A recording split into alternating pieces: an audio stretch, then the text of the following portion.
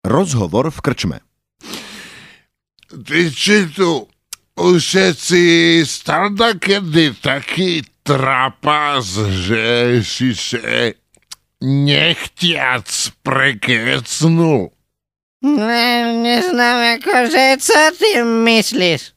No napríklad ja minulej som bol na pošce a jedna kočka tam mala, no ale fakt, že veľké prsia, No a ja som jej chcel povedať, ešte by som chcel poslať toté veci, no a namiesto toho mi vyšlo, ešte by som chcel poslať toté ceci. Chápeš, hej?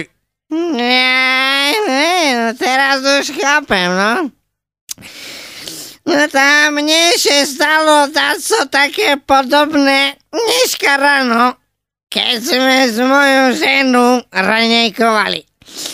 Chcel som jej povedať, miláčku, nemohla by si mi podať cuker, ale z ústok mi vyšlo, ty sviňo hnusná, zničila si mi celý život. Yeah!